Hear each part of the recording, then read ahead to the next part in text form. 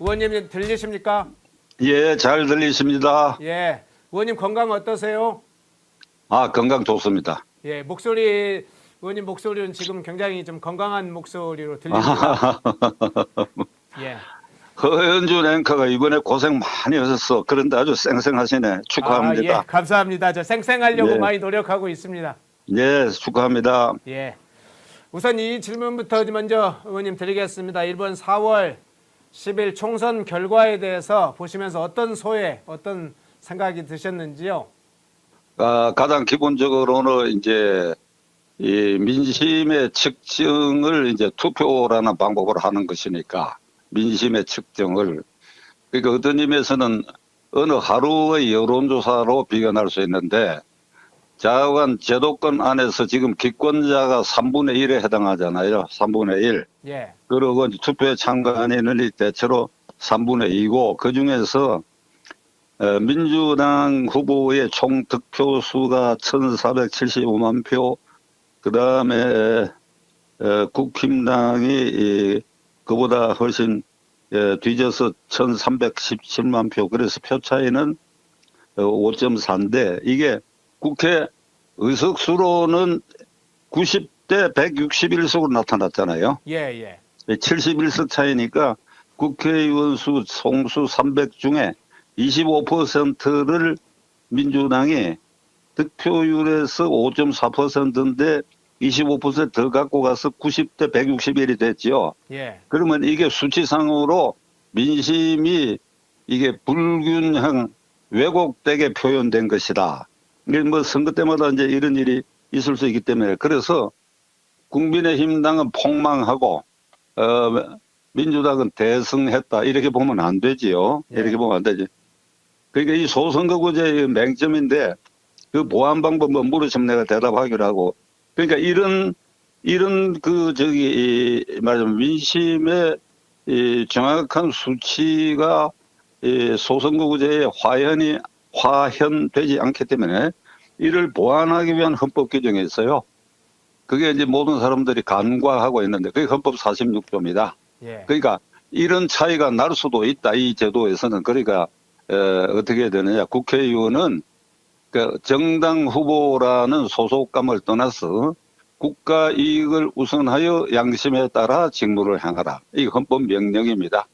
물론 정당의 큰 테두리 뭐 국시에 관한 거라든지 이런 것은 거기에 따를 필요가 있지만 그 외에 모든 민생 현안이나 이런 것은 헌법 46조 국익 우선 양심 직무에 따라야 된다. 안 그러면 이 수치로 이렇게 왜곡된 대로 이게 이제 161석이 과반이 넘으니까 뭐든지 할 수 있다. 뭐든지 대통령 빼고 국무위원, 장관, 판사, 검사 탄핵하고 뭐든지 심하게 말하면 깽판 칠 수 있다.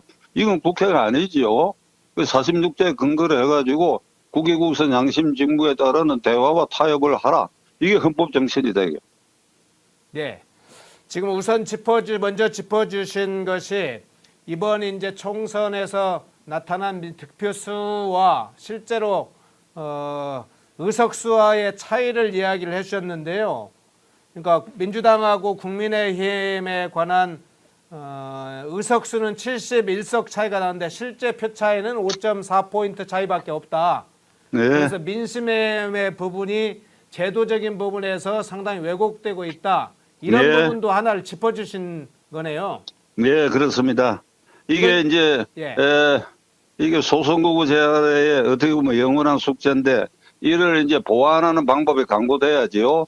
그러니까 이제 국회의원 선거에 미국과 선진국인 일본 그다음에 구라파 여러 제도가 다른데 이 민심의 이런 현저한 왜곡을 보완하기 위한 여러 방법이 있죠. 미국은 그걸 보완하고 있어 상원 제도가 두어가지고 상원이 상당한 권력을 갖게 한다라든지 일본은 한때 중대 선거구제를 한 일이 있습니다. 중대. 네. 한 선거구에서 3 내지 5명을 뽑는다. 그렇게 되면 사표가 상당히 방대된다. 근데 그것도 뭐 정략적으로 또 이제 뭐 야합을 해갖고 소선거구제를 정한해가 지금도 일본 다시 중대 선거구제 돌아가자는 이런 인원이 있는데 우리나라는 뭐 이게 이기기만 한 석이라도 올와 낫생으로 나가버려 가지고 말이야. 그러니까 이걸 보완해야 되는데 이건 어떤 의미에서 숙제입니다. 그리고 현행 비례대표제 특히 연동형 비례대표제는 100% 위헌 제도. 국민은 이걸 미처 깨닫지 못하고, 그러니까 허앵카부터도 그 선거구에서 비례대표 위성정당 후보 정당에 투표를 했지 그 정당에 추천한 후보에게는 투표하지 않았지 않습니까? 예. 그러다 보니까 어떤 현상이 생겼냐 하니까 온갖 파렴치한 잡범들을 쭉 공천한 조국 당이 말이야 3등을 차지하는 꼴이 돼버렸다고. 이게 네네. 비례대표도 말이죠. 헌법 41조 취지에 의하면 국민이 비례대표로 추천한 한 사람 한 사람 앞에 기표를 해야 됩니다. 그게 이제 개표상에 기술적 어려움이 있지만 그렇게 해야 되는 거예요. 왜 그러니까 헌법 41조는 국회의원은 국민의 직접 평등 보통 비밀 선거에 의해서 선출된다. 이렇게 돼 있다고. 그러니까 찍어야 되는 거예요. 네. 다만 비례제와 정원에 가는 것은 법률로 정한다 돼 있는데 그러니까 이제 지역구에 나가기 어려운 사람들 각계 전문가 이런 거는 비례제를 허용하는데 비례제 후보 가운데 우리가 찍어야 돼요. 네. 지금 조국 당만 예를 들어서 조국 당수가 좀 언짢을지 모르겠지만 1번부터 그 당선권까지 있는 사람 보세요. 그 전부 잡범들 아닙니까? 조국 자신도 그렇고. 이걸 국회의원이 되어버렸다. 어느 날 자고 일어나니까. 이거 우리가 찍었느냐 이 말이야. 이게. 예? 예, 지금 그러니까 앞서 얘기했던 이거 소선거구제뿐만 아니라 준연동형 비례제도 사실 위헌의 소지가 있다. 이 부분까지 짚어주셨네요. 소지가 있는 게 아니라 위헌이에요. 위헌이다. 이걸 내가 네. 92년부터 내가 주장을 했거든. 네. 그런데 헌법학자 중에 내 후배들도 많은데 선배님 의견이 옳다고 하면서도 이 사람들 공개적으로 지적을 안 해요. 이게 무슨 꼴입니까? 우리가 선택했습니까? 박은정이다. 그다음에 황운하다 우리가 선택을 했어요. 그 사람들 조사받는 사람이고 황운하는 실형 1심에서 실형 그 울산시장 부정선거 사건으로 3년 실형 선고 받은 사람 아닙니까? 이게 어디 국회의원이 될 수 있습니까? 그 다음에 또 하나는 이게 이제 소선거구제에 의해서 뽑힌 이걸 이대로 인정한다 하더라도 방송 괜찮습니까 소리가? 네네. 하더라도 지금 이번 선거에 나타난 민심이 말이죠.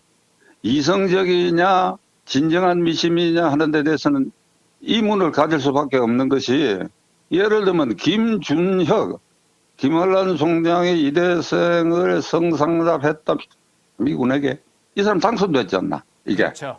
이게 대한민국이요? 이게 대한민국 우리 전체 나도 유권자인데 유권자의 평균 지적 수준이 이 수준입니까? 이게 어떻게 당선됩니까? 또 한 사람 있지요. 양성범인가? 양문석이요. 양범석이 이제 자기 연구지도 아닌 대구 수성구의 새마을금고에서 사기적 수법으로 딸이 사업자라 그래갖고 이게 대출받은 거. 그게 말이 됩니까? 그런데 이 사람 당선자가 이렇게 얘기합니다.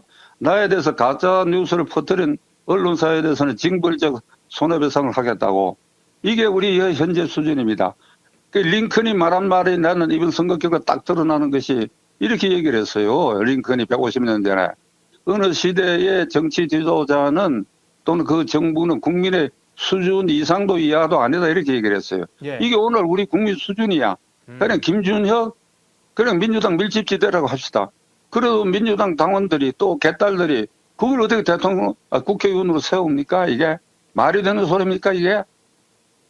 민심이 사실은 민심이라고 하지만 양문석의 사례랄지 김준혁 후보랄지 이 두 사람만 주시는 건 아닐 것 같고. 그건 예를 들은 것이지 네, 수두룩하지 않습니까? 네. 비례대표에도 그게 뭐예요 도대체 조국 당의 경우에 이게.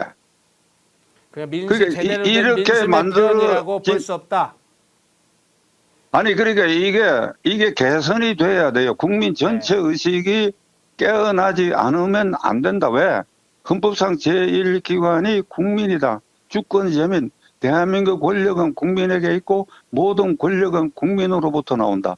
국민이 권력 행사 방법이 투표다. 대통령 뽑고 국회의원 뽑는데 기껏 우리가 모여가지고 이런 수준의 사람을 뽑아놓고 국민의 임무를 다 했다?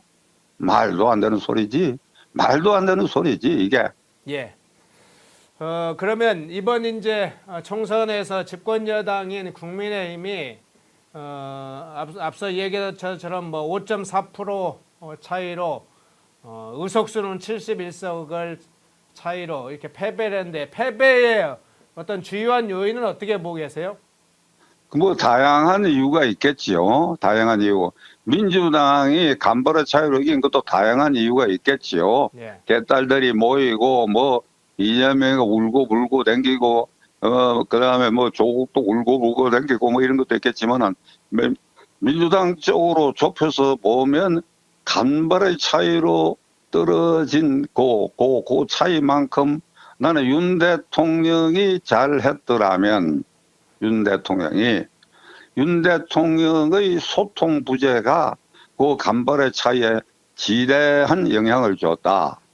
예를 하나 들겠습니다. 예를 긴 설명하기 전에 일요일 날 제가 택시를 탔는데 강북 지역의 유권자고 62년생 이 사람 뭐라고 얘기하는가 하니까 지난 선거 때 2번 찍었다. 윤석열 찍었다. 왜? 나는 조직에 충성하는 사람이 아니고 조직에 충성하는 사람이고 사람에 충성하지 않는 사람이다. 그 말이 딱 마음에 들어가 찍었더니 그 뒤에 이게 검사공화국처럼 인사가 되어가고 두 번째로는 독주 때문에 독선하고 독주 때문에 예로서 이종수 국방장관을 호주대사 임명 과정을 얘기를 합니다. 그래서 국민의힘당이 과반수가 넘으면 이 대통령이 훨씬 더 독선 독주로 나가겠구나. 그런 생각으로 1번을 찍었다 이런 얘기입니다. 예. 이게. 그래 내가 생각할 때 모범 답안의 한 가닥이야. 나도 그런 생각을 해요. 그러니까 윤 대통령이 지금 이 시간에 어떻게 하는지 모르지만 방금 뉴스를 들으니까 국무회의에서 그 선거 결과에 대한 그 말씀을 하신다 이래 되는데 그 잘못된 겁니다. 기자회견 해야지요. 기자회견 현장에서 내가 이런 마음이다. 그럼 질문을 받아야 돼요. 청와대에서 용산으로 옮긴 이유가 국민과의 소통, 청와대는 구중궁궐, 집무실과 기자실인 춘추관은 차를 타고 가야 할 거리. 그러니까 용산은 2층이 집무실, 1층이 기자실, 수시로 기자회견을 하겠다. 그 앵커 기억합니까? 기자회견 한 거 그렇게. 예. 도어 스태핑은 중간에 문제 그만둔 거 그건 그만둬야 돼요. 그럼 오늘도 기자회견장에 내려와야죠. 오늘이 아니고 어제 내려왔어야지. 어제가 아니고 선거 다음날 내려왔어야지. 이래서 이런 것 같다. 나의 뭐 과실은 가령 이런 거다. 이러다 그러면 나는 잘못이 없다고 얘기할 수도 있지. 그럼 기자들 질문할 거 아니에요? 그게 소통이죠. 그게. 전혀 안 했잖아요. 내가 약간 흥분하는데. 예. 그러면 직접 윤석열 대통령님을 뵐 수 있는 기회가 주어진다면 지금 말씀하신 소통 문제랄지 다르면 어떤 조언을 하고 싶으세요? 대통령이 기본적으로 국민 속에 들어가서 소통을 해야 돼요. 타운홀 미팅이라는 거 열 몇 번 했다고 하는데 내 기억이 없어. 그건 어떤 의미에서 짜고 치는 고수도 아닙니까? 공화제 아래서 직선제 대통령의 임무는 기자회견입니다. 미국식으로 해야 되지요. 미국식으로. 예를 들면 김건희 여사 여러 문제, 그다음에 이종섭 차관 문제, 황상무 수석의 뭐 회칼 발언 이런 것도 아니 수시로 기자회견하면 그 자리에서 되받아치는 겁니다. 되받아칠 때 실수를 했다면 그 다음에 그 실수를 극복할 수 있는 기자회견을 또 해야 돼요. 그래도 안 되면 또 계속 해야 돼요. 그래가지고 그런 과정을 통해서 자기의 잘못된 생각을 조정하는 기회를 갖는 거. 이게 공화정 아래서 대통령이 할 짓이지. 컴컴한 데 들어앉아가지고 그래도 타운홀 미팅 말하기 좋은 것만 하고 1호대란때도 마찬가지입니다. 55분 동안 혼자 설명하면 어떻게 합니까? 기자회견을 해야지요. 그럼 기자회견들 구멍난데 질문이 있을 거 아닙니까? 그러면 이런 일이 안 벌어졌을 것이다. 미세한 표차로 이 수도권에서 낙선한 사람은 그건 전적으로 윤 대통령 탓이라고 나는 생각합니다. 네. 당장 문제로 닥쳐온 문제가 윤석열 대통령이 지금 대통령실과 내각 개편을 진행하고 있는 문제인데요. 인사가 만사라는 문제도 있는데 윤 대통령에게 만일 조언을 하신다 어떤 인물을 발탁하는 게 좋다고 생각하시나요? 이 기가 찰 얘기인데 이런 소리들을 합니다. 뭐 원희룡을 시킨다, 누굴 시킨다. 그러니까 쓴소리 하는 사람이 비서실장이고 참모가 돼야 된다. 그 말이 왜 나옵니까? 그 말이 대통령이 왜 쓴소리를 해야 할 사람 옆에 둬야 됩니까? 쓴소리가 안 나오도록 하는 게 대통령이지요. 그렇지 않습니까? 예. 쓴소리 하는 사람을 고른다? 그건 대통령 스스로 자기를 비하하는 겁니다. 뭐 언제든지 누구든지 나한테 할 말을 해라. 그러니까 거기에 책임자를 고르면 되는 것이지, 쓸소리 하는 사람을 골라서 한다? 그럴 것 같으면 나는 허현준 앵커 추천하려고 그래. 아, 그래요. 그렇지 않습니까? 왜 그게 뭐 저기 평론가들이나 또는 뭐 용산 관련자들 또는 국회의원들 가운데 이번에는 뭐 역대 비서실장이 김대기 뭐 이관섭이 쓴소리 안 했다 그런가. 그 대통령이 쓴소리를 필요로 하도록 하는 상황을 대통령이 만들어 놨는데 이상하잖아요. 그게 누굴 세우든지 간에 대통령 자신이 기자회견을 수시로 한다 이러면 뭐 쓴소리가 무슨 놈의 소용이 있습니까? 참모들은 정보 자료만 제공하고, 오늘 기자회견장에 요런 통계 자료가 있습니다. 그걸 기관으로 해가 가서 기자들에게 무제한 질문을 받으면 기자들이 쓴소리 하는 거예요. 예. 이걸 착각들 하고 있어요. 허앵커가 좀 어리벙벙한 것 같은데, 내 말에. 예, 아닙니다.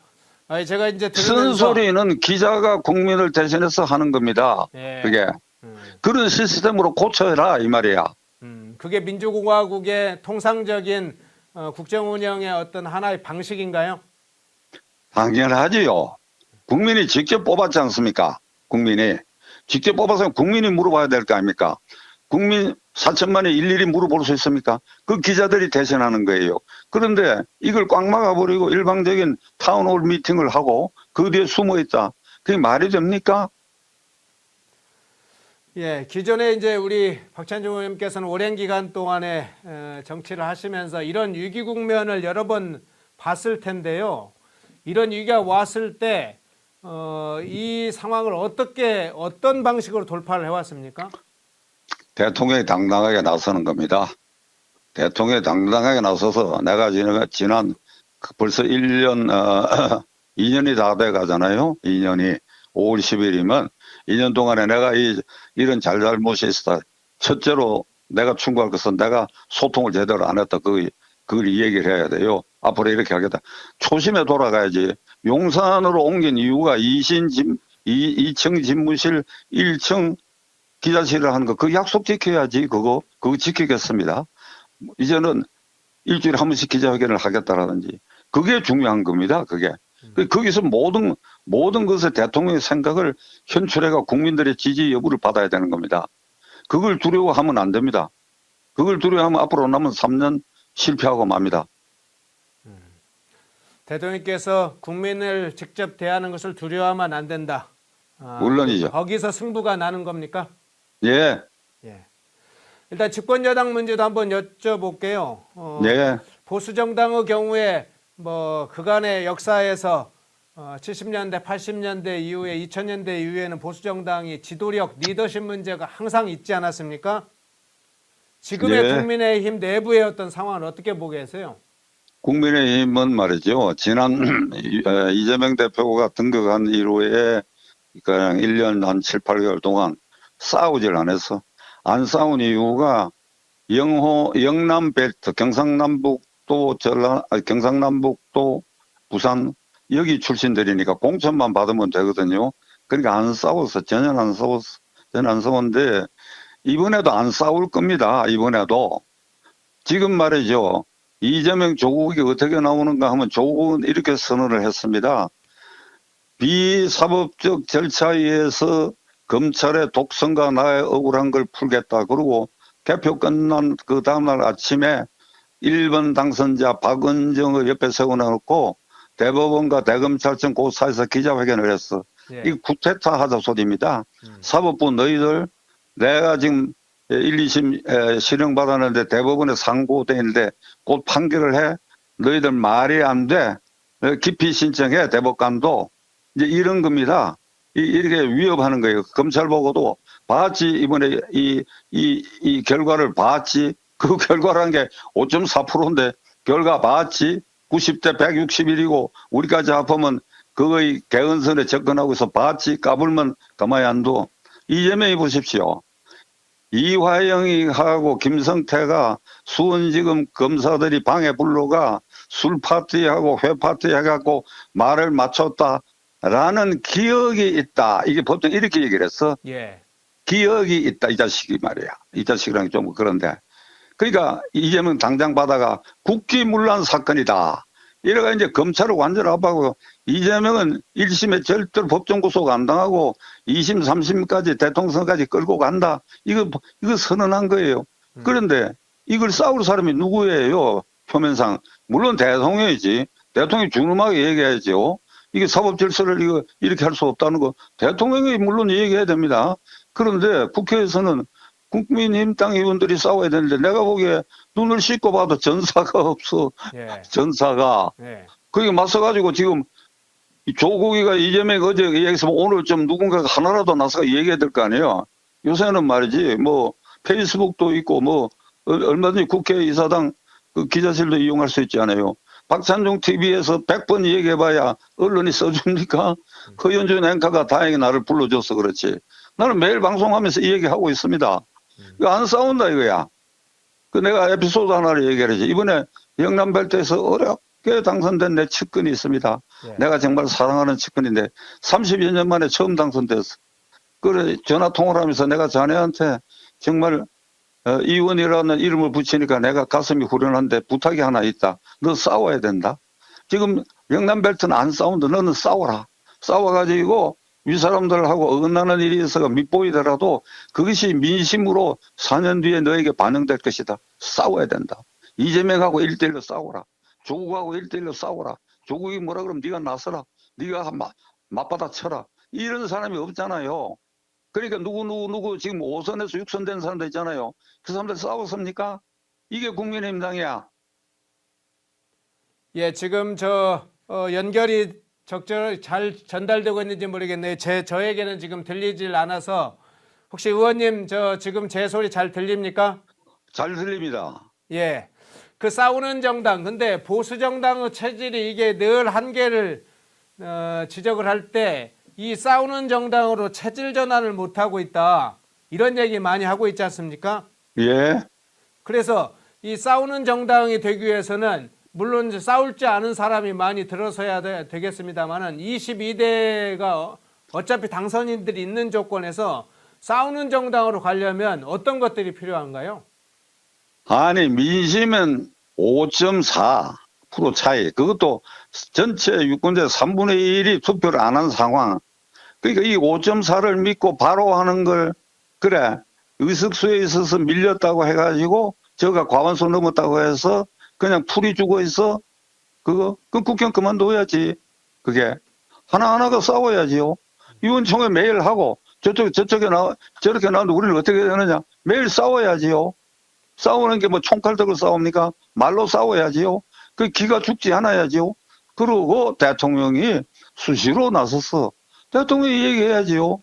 그러니까 이재명이나 조국 발언이 상권 분립을 위해하고 사법 질서를 파괴하는 행위다. 나는 헌법수호 최고 책임자다. 헌법 66조 있잖아요. 대통령이 헌법수호 최고 책임자다. 이 헌법을 유린하는 행위, 이건 국민 여러분들이 용납해서 안 된다. 이거 대통령이 얘기해야지요. 그럼 누가 얘기합니까? 네. 다시 이제 저게 연결이 됐다가 지금 안 됐다고 그러는데요. 의원님 들리시죠? 아니 나는 잘 들리는데 예, 중간에 지금은 들리는데 또 연결이 됐다. 저한테는 지금 여기 그런데 자, 한 가지 더 여쭤볼게요. 당정 관계 문제가 지금 대통령 당선 이후에 엔 대통령 이후에 계속 한 2년간 제기됐던 문제인데 당정 관계를 어떻게 보고 계세요? 대통령이 마음을 열고 수시 기자회견을 하고 국정 전반에 대해서 민심 속으로 들어간다는 자세면 당과 대통령 사이에 무슨 갈등이 있을 수 있습니까? 예? 똑같은 마음들이 되는 거 아닙니까? 국민의힘당도 국민 속으로 들어가서 언제든지 대화하고 그리고 민주당에게 대항하고 이런 자세라면 갈등이 있을 수 있나요? 그래 작은 의견 차이가 있으면 수시로 만나서 의견을 얘기를 해야지요. 그걸 팔싸움이나 이게 씨름판에 씨름하듯이 자꾸 이렇게 되면 안 되지요. 그러니까 선거운동 과정에서 참말로 어이없는 일이 한두 건 발생했는데 내가 이 방송에서 얘기 안 할게요. 대통령과 비대위원장이 충돌하는 거 그게 말이 되는 소리입니까? 그게 말이 되는 소리냐 이거야. 그 충돌이 있었다고 한다면 그 충돌이 유발된 게 비대위원장 한동훈 측이라 하더라도 이를 받아들이는 대통령의 포용력이 있었어야 되지요. 지나간 일 생각하면 끔찍합니다. 그래도 그나마 개헌 저지선이 이렇게 유지된 것은 나는 한동훈 때문이라고 생각합니다. 예.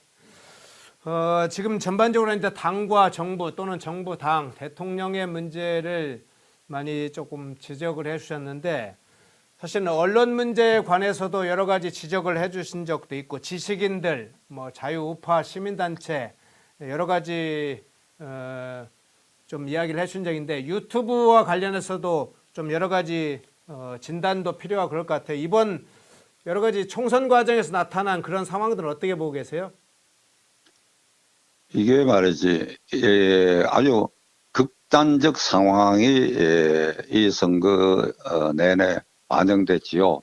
그 극단적 상황에는 전라도, 경상도 분리에 플러스 알파 그렇게 됐거든요. 그러니까 이게 전체 유권자의 3분의 1, 3분의 1은 이미 양쪽으로 고정되어 있고 중간 부동표의 표심을 한쪽 어떤 경우에는 아주 악랄한 방법으로 왜곡했잖아요. 그게 서울의 소리가 대통령 선거 때부터 국회의원 선거 전까지 저지른 그 악랄한 행위 같은 거 이게 뭐 처벌 규정이 있는지 없는지 모르지만 말이죠. 이런 극단적 행태가 이쪽 저쪽에도 다 있어 왔다.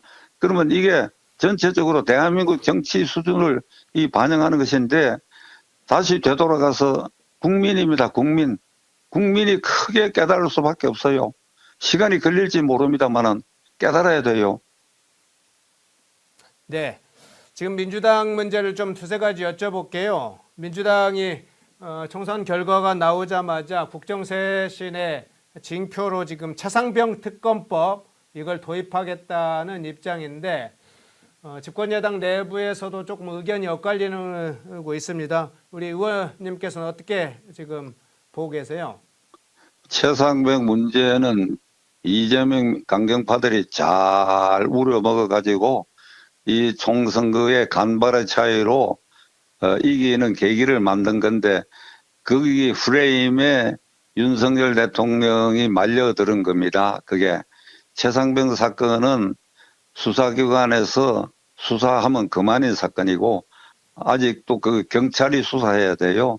그런 건데 이게 문제가 된 거는 국방장관이 그 지휘 체계 수사 라인에 있다. 실제로 있지도 않는데 그러고 이렇게 탄핵을 하려고 하니까 사임시켰다.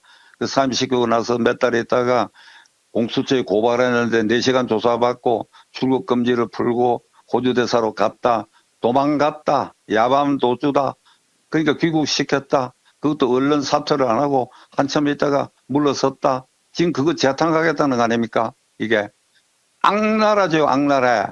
그리고 윤 대통령 입장에서는 어이없지요. 그런데 나는 윤 대통령 하고 싶은 말이 이게 어이없는 미세한 그것이 표심을 결정합니다. 예. 당신이 0.73%로 당선되는 것도 그런 어이없는 중간 표심이 왔다 갔다 하면서 된 겁니다. 그리고 공화정 아래서 선거라고 하는 것은 어이없는 일로 비상식적인 일로 순간적으로 표가 왔다 갔다 하는 거 그거 대통령 인식을 해야죠. 그러니까 기자회견을 수시로 하라는 겁니다. 어이없는 일로 모함을 당하고 있을 수도 있으니까 그걸 푸는 방법이 그거지요. 그게. 예. 결과적으로는 국민과 함께하는 대소통 문제, 그 문제를 해결하지 않으면 여러 가지 갑작스럽게 발생하는 문제, 뭐 고정 난제, 또 비정상적이고 비이성적인 문제에도 정치나 이 표에 미치는 영향이 있기 때문에 결국은 대통령이 나서서 소통하고 대화하고 어떻게 문제를 해결하겠다는 걸 끊임없이 국민들과 함께하고 그게 이제 결과적으로는 의원님이 생각하는 큰 방향이군요. 제가 결론을 말씀드리겠습니다. 헌법상 제1기관은 국민이고 국민이 대통령을 뽑아놨습니다. 국회의원도 뽑고. 그런데 그 대통령에게 헌법 수호 책임, 국민 통합의 책임을 주어진 겁니다. 대통령 국가 원수이며 대통령 국가 원수가 헌법 수호 영토 보존 그에 책임을 진다. 그러니까 국민 통합의 상징이고 실천자고 헌법 수호 책임자니까 대통령이 국민하고 충분히 소통해서 대화하는 과정을 통해서 지역 갈등도 극복하고 미세한 잘못된 가짜 뉴스에 대해서도 극복하고 그 중심에 대통령이 서야 된다. 대통령이 숨으면 아니 된다. 국무회의와 수석비서관회의 뒤에 숨어가 메시지 발표하고 편리한 대로 타운 미팅홀 해서는 안 된다. 나서라. 나서면 지역 갈등 해소도 되고 그리고 잘못 그렇게 한데도 정말 잘못했다면 그럼 물러서면 될 거 아닙니까? 뭐가 두렵습니까? 뭐가 두려워요? 네, 오늘 박찬종 전 국회의원님 모시고 이 전화 인터뷰로 이번 총선 결과 그리고 지금 우리에게 닥쳐 있는 문제 중에 어떤 방향으로 가야 될지 그걸 진단해 봤는데요. 대통령께서 숨으면 안 된다, 나서야 된다 이렇게 이야기했는데 마지막으로 우리 좀 시청자들에게 전하고 싶은 메시지가 있으시면 마지막 말씀해 주시죠. 국민이 깨어 있어야 된다. 우리 주위에 잘못 생각하는 사람이 있다 하면 그걸 깨어주는 노력, 깨우치게 하는 노력, 그것으로 더디지만은 지금 우리가 G7 국가에 등극한 나라입니다. 국민소득 1인당 3만 불 이상, 인구 5천만 이상, 그리고 자유민주 체제를 공유하는 나라, 미국, 일본, 영국, 독일, 프랑스, 그리고 이태리, 그리고 한국입니다. 그 7나라 중에 국회의원 선거를 이렇게 하고 이렇게 공화정을 이렇게 운영하는 나라가 있습니까? 그 G7 국가에서 우리는 빠질 가능성이 있어요. 지금 이 선거운동 기간 내내 외신에 뭐가 보도된 줄 아십니까? NHK를 인용하면 나보고 또 토착 왜고라 할지 모르지만은 그 투표 다음날 뭐가 나와 있는가 하니까 1번 뉴스가 자기 나라 수상이 해외 나가는 기사고 두 번째가 대한민국 국회의원 선거에 파렴치한 잡범들이 우글거리는 야당이 승리했다고 났어요. 이게 무슨 꼴입니까? 이게 우리 스스로를 우리를 갉아먹었어. 그럼 누가 책임을 져야 되느냐? 국회의원 대통령이지 당대표지. 그 최고 책임의 꼭대기 헌법 수호자인 대통령이 크게 마음을 먹어야 돼. 네, 의원님 전화로 이렇게 긴급하게 연락드렸는데 사안에 대해서 좀 여러 가지 저희들에게 지혜를 주시는 거 고맙습니다. 감사합니다. 예, 다음에 또 모시겠습니다. 예, 자주 모셔주십시오.